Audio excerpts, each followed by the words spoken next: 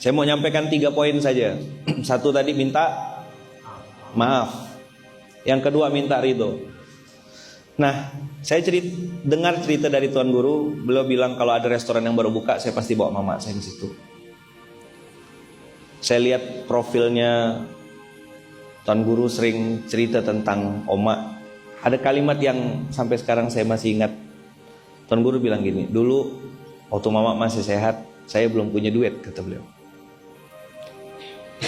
Tapi sekarang Allah takdirkan rezeki banyak, omaknya yang tidak ada. Tuh jadi semangat juga buat kita yang Allah izinkan orang tua kita masih hidup. Mumpung mereka masih ada. Minta maaf, jangan tunda. Antum bisa cium tangan Ustadz bolak-balik. Kenapa tidak cium tangan juga bolak-balik sama mama?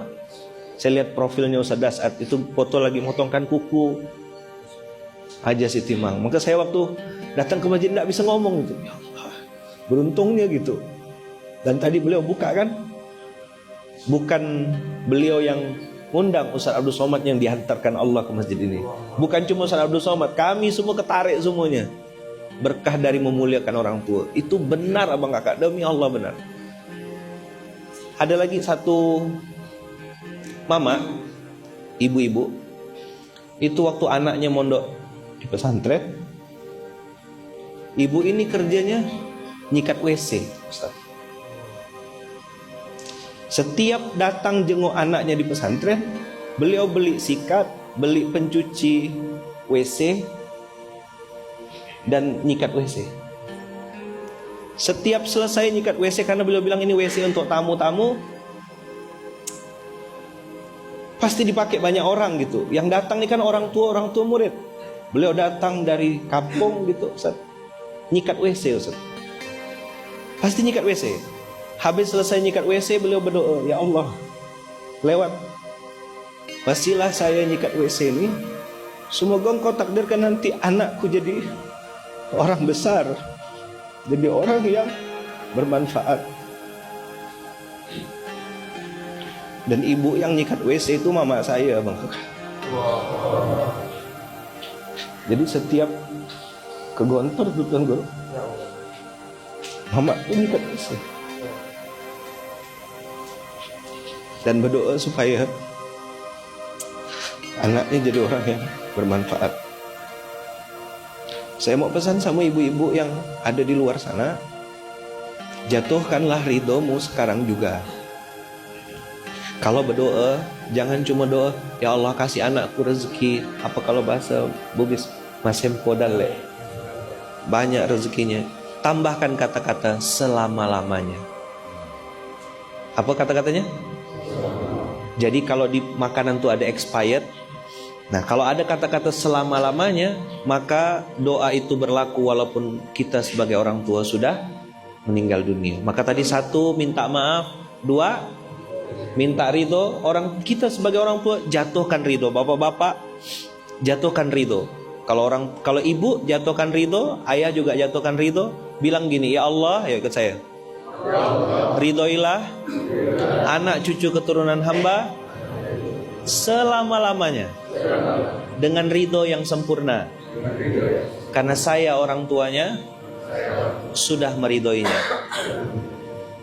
Buat bapak-bapak, saya pesan benar, usikum wa nafsi bittaqullah, pastikan bapak-bapak bawa pulang uang halal. Jangan pernah coba-coba bawa duit haram. Itu pasti jadi masalah. Pasti jadi masalah. Saya kemarin ketemu orang, Ustaz, waktu mau beli sapi, kakek-kakek sudah bungkuk, Ustaz, umur 70, anaknya 13. Dia kerjanya tukang cari rumput.